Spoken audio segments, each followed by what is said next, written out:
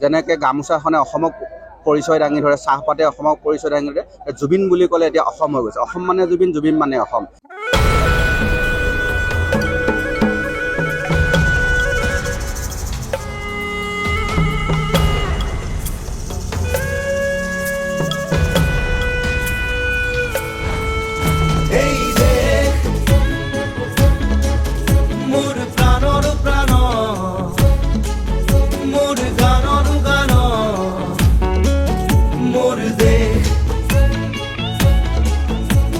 মোৰ প্ৰতিটো কামে, মোৰ প্ৰতিটো চিন্তাই এই দেশৰ বুকুত ৰচে ভইচ সোণোৱালী ভৱিষ্যতৰ সপোন।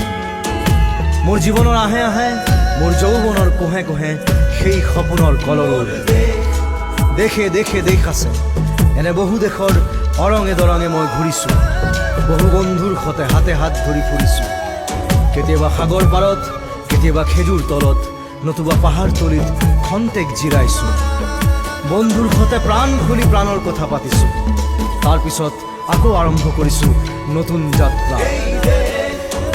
এনে বহু যাত্ৰাৰ শেষ মোৰ দেশ, যাৰ বুকুৰ উমে মোক দিছে ভাল পোৱাৰ আনন্দ, যৌৱনৰ প্ৰাচুৰ্য, জীৱনৰ নতুন অৰ্থ। এই দেশৰ প্ৰতিটো পুৱাই মোলৈ লুকাই আনে ঐশ্বৰ্যৰ বিপুল সম্ভাৰ। প্ৰতিটো সন্ধিয়াই বৈ আনে স্নিগ্ধ ফুলৰ সুবাস। প্ৰতিটো ঋতুৱে মোক দি যায় জীৱনৰ আশীৰ্বাদ। মোৰ দেশৰ বাবে মই জীয়াই আছোঁ, এই দেশৰ বাবে মই জীয়াই থাকিবলৈ মৰণ পণ কৰিছোঁ। ৰণুৱা বনোৱা হালোৱা এই সকলোৰে মাজত ঐক্য হৈ, বিৰোধৰ মাজত সংহতিৰ সম্ভাৱনা হৈ মই আছোঁ। জীৱনে মৰণে শয়নে সপোনে এই দেশৰ আহ্বান মই শুনিছোঁ। শত্ৰু মিত্ৰ সকলোকে মই চিনিছোঁ, সিহঁতৰ অন্তৰ মই বিশ্বাসেৰে জিনিছোঁ। শান্তিৰ চৰাইজুৰিক আজৰি ভৰাই দিছোঁ ভঁৰালৰ এমুঠি ধান, পৰাণৰ একোটি গান। আৰুতো মোৰ একো নাই, মোৰ দেশ মোৰ কল্লোলিত সপোনৰ উত্তাল তৰংগই মোক লৈ যায় গভীৰৰ পৰা গভীৰতলৈ। আদৰ্শৰ কঠিন অনুৰাগীসকল আছে, আমি তেওঁলোকৰ পৰা জানিম। দাদা ক'ৰ পৰাই? মঙলদৈ, ৰাতি 2টা বজাতে আহিছোঁ। মঙলদৈৰ পৰা ৰাতি 2টা, আমাৰ মানে জুবিন দাক চাবৰ কাৰণে আহিছোঁ।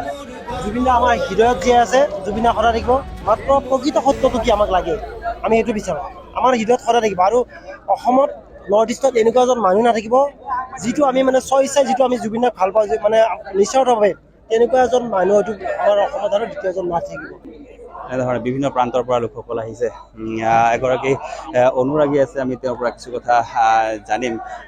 ক'ৰ পৰা আহিছে আৰু কি ক'ব আজি এই মুহূৰ্তত? হয়, মই জাগিৰোড সমষ্টিৰ পৰা আহিছোঁ।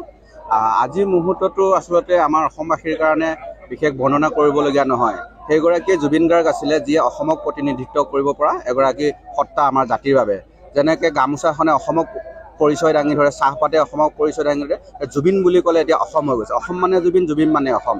এতিয়া আপোনালোকে আমাৰ আজিৰ যিটো পৰিৱেশ ইয়াত হ'ব, আৰু বিগত সময়ছোৱাত যিটো শ্ৰদ্ধাঞ্জলি স্বৰূপে যিটো পৰিৱেশ হ'ল, সেইটোৱে গোটেই বিশ্ববাসী এটা আচৰিত কৰি তুলিলে।